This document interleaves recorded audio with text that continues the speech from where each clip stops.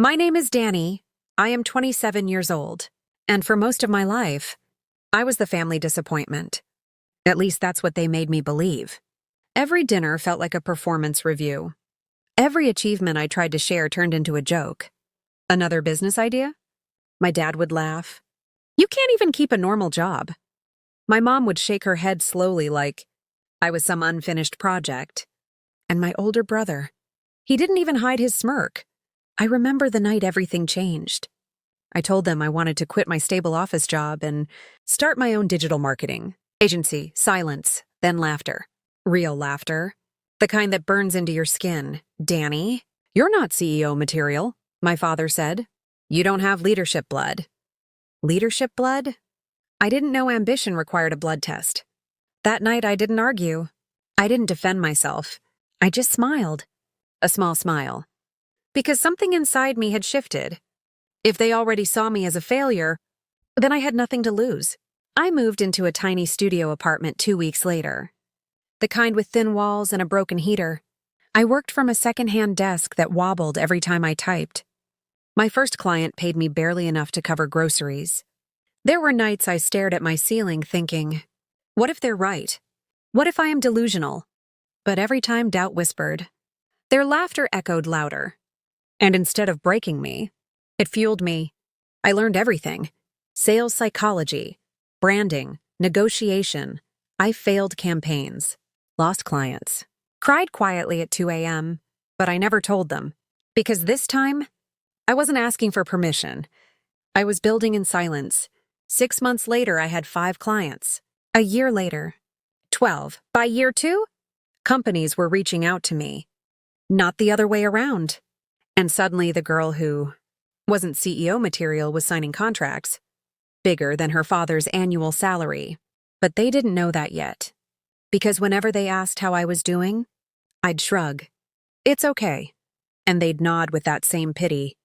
If only they knew that their so-called failure was quietly becoming their competition. And one day, their boss. Success doesn't arrive with fireworks. It creeps in quietly.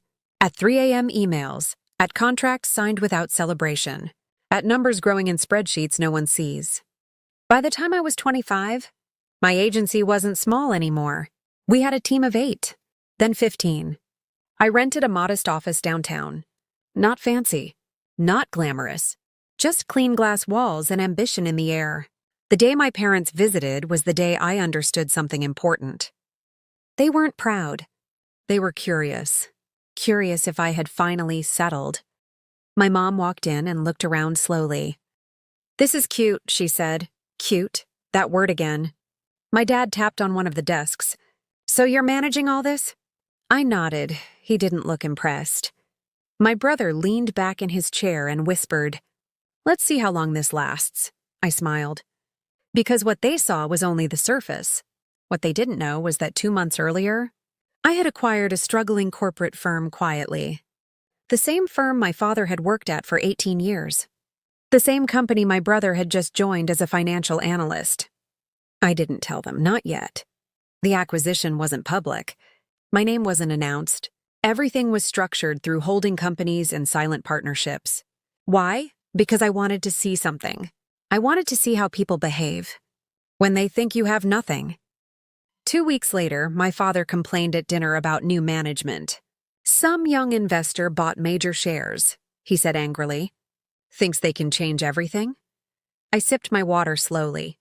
Maybe they just see potential, I replied. He shook his head. Inexperienced kids shouldn't play with serious businesses. Inexperienced kids. I almost laughed. Because the restructuring plan he hated so much was mine, the cost cuts. The new digital transition. The performance reviews.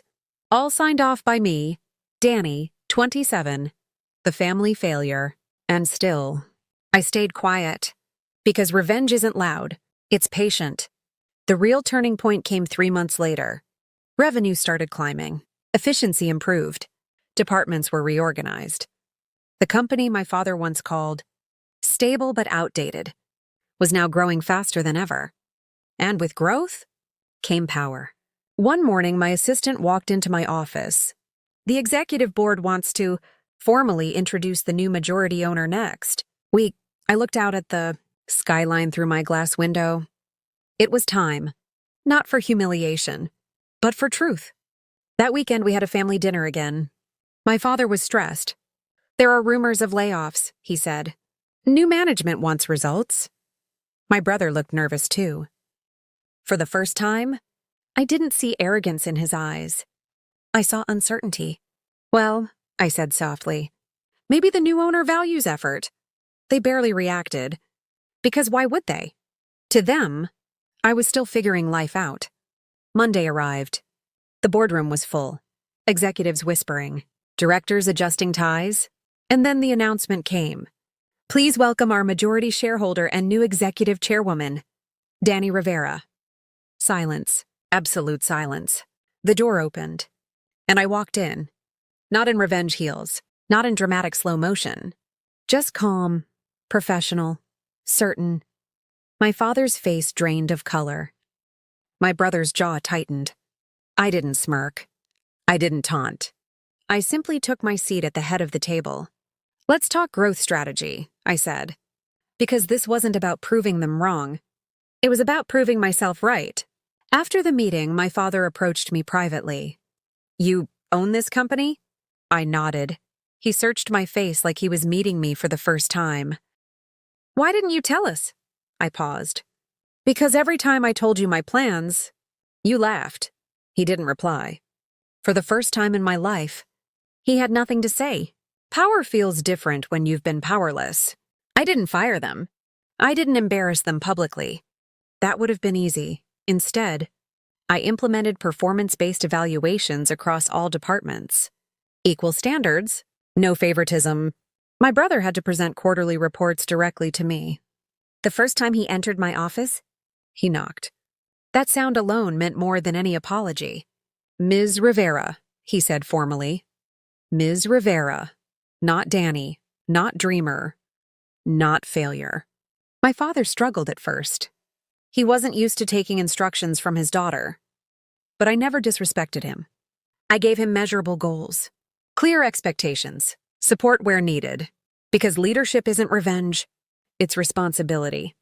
Weeks turned into months, and something unexpected happened. They started working harder, not out of fear, but out of pride. One evening my mom called. Your father talks about you differently now, she said quietly. He says you're the smartest. Investor the company's had. I didn't know how to respond. All those years I wanted validation, and now it arrived softly, without applause. At the next family dinner, the energy felt different. No sarcasm, no subtle digs, just respect. My father cleared his throat. I misjudged you, he said finally. 3 simple words, but they carried years of weight.